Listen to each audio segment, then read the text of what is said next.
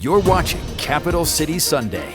Here with me now is former Wisconsin Governor Scott Walker. He's also the president of Young America's Foundation, which aims to connect with young conservatives, especially on college campuses. Thanks so much for taking a few minutes to be with us. My pleasure. Good to be with you. So this week we have seen Republicans escalate calls to quash the student protests nationwide over concerns of the clashes between police and students, a rise in anti-Semitism. Are you concerned that the conservative position of not criticizing Israel and attacking the protest movement happening might alienate young people in general, like those more moderate under 30 voters that the Republican Party has been trying to engage?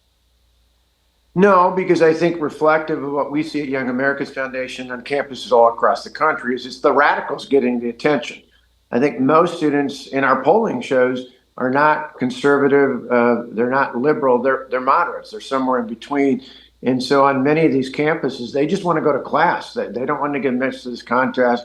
They don't want to, they really don't side with Hamas. They may not be fully behind Israel, but they're somewhere in between. And so these radicals who aren't just siding with Palestine, but really are pushing Hamas and Hezbollah and Iran, I think is out of touch from where even young people are. Even though they're not the ones getting the attention on college campuses. And for those more moderate young voters that you mentioned there, who you say might not fully be behind Israel. So the question stands, how do Republicans mobilize that group of voters who still might be critical of Republicans not criticizing Israel, President Biden's handling of the war with Hamas? How does the party mobilize those voters?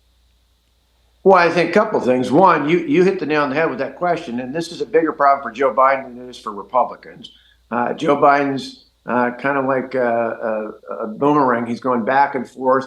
He stood with Israel, then he stands with some who side with Hamas. He's all over the place. I think that disenfranchises some of the left of center voters out there. But for conservatives, the message is clear. It's about high prices. It's about border security. It's ultimately about public safety.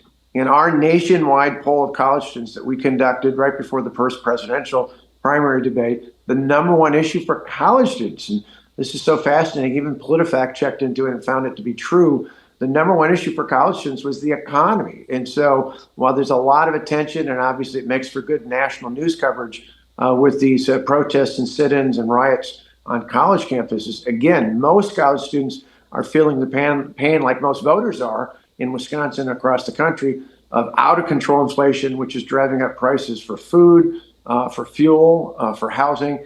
And those are the things we should be talking about. And are you seeing that more of these younger voters, this demographic, are going for issues as opposed to candidates? They support the issues, but they're not voting based on the candidates they're seeing.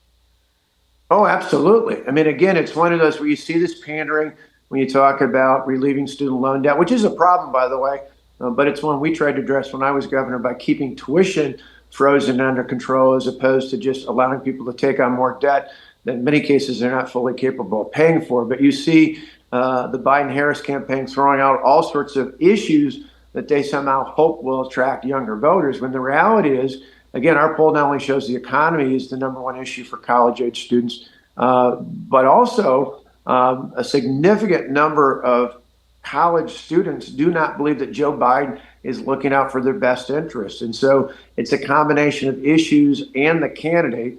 Many of them, in Wisconsin at least, even if they choose not, even if they switch to vote for Donald Trump, if they're not voting for Joe Biden or they vote for someone like candidate Kennedy, that is in a close vote might be the difference in a state that's the last two cycles has been less than 25,000 votes. That brings me right into my next question here, Governor.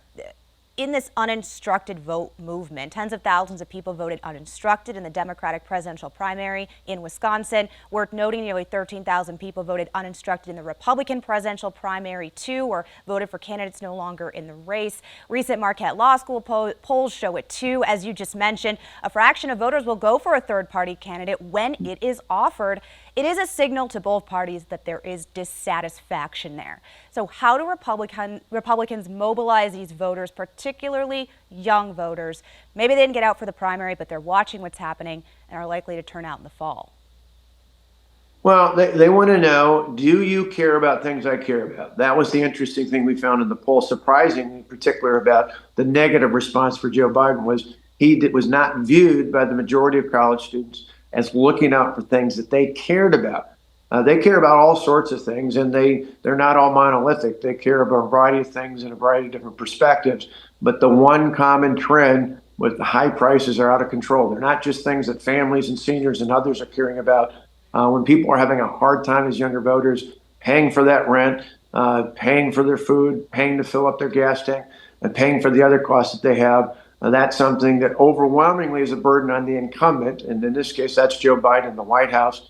Again, Donald Trump doesn't have to win all those votes. If those people are not voting for Joe Biden, it effectively is a vote for Donald Trump. And the best thing President Trump can do is make the case that, hey, you might not like every tweet, you may not like every comment, but in the end, you need somebody who's going to fight for you in Washington when all the other politicians talk nice but don't get the job done.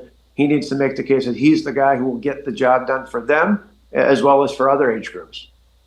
The top of the ticket in November often goes hand in hand with races down the ballot. With Wisconsin's new legislative maps predicted to shrink Republican advantage in the Wisconsin legislature, what message do you have for your party on a state level this election year? Yeah, stay focused. I said, don't take the bait. Don't go off on 100 different issues. Stay focused on high prices, on border security, and making it. Border security is not a border issue. It's an issue in Wisconsin when fentanyl takes the lives of young people all across our state and all across the country. It is a national security issue and public safety, whether it's in Madison or Milwaukee or even small towns across this great state in Wisconsin, is an issue as well. And so for legislative candidates, I think it's imperative. I think it's part of the reason why Eric Hovde is effectively in that Marquette University Law School poll tied amongst likely voters with someone who's been in Washington for 25 years, Tammy Baldwin. That's because people are willing to take a chance with someone maybe that's unfamiliar if they're talking about the issues they care about. And I think the same thing's true for state assembly and state senate races. Focus on high prices, focus on security, focus on safety, and those are winnable issues with all age groups. Former Wisconsin Governor Scott Walker, president of Young America's Foundation. Thank you so much for joining us on the show this morning. Thank you. Good to be with you. In Wisconsin, the economy does remain a top issue for voters surveyed in the latest Marquette Law School poll when they consider who to vote for. It's the most important to 33% of voters, followed by immigration and border security, abortion policy, and Medicare and Social Security. This week, President Joe Biden signed the $95 billion foreign aid package into law. It provides aid to Ukraine, Israel, Gaza, and Taiwan. The bill also gives TikTok's Chinese parent company an ultimatum: sell the app or be banned in the U.S. The company has 9 months to do this. Creators say they're switching to other platforms like YouTube, which is something experts say they saw coming. There's two scenarios. One of them is those creators could move to another platform. The other thing is, yeah, there could be an American media conglomerate that buys TikTok. If that's the case, he says TikTok won't be the same, but he argues that could be a good thing as more young people struggle with mental health issues related to social media, as well as legitimate security concerns. Still ahead, the third-party candidate and Robert F. Kennedy's role in an election that's already going to be a close one between the Republican and Democratic presidential nominees. We're asking an expert, why do they continue to run when they likely won't win the election?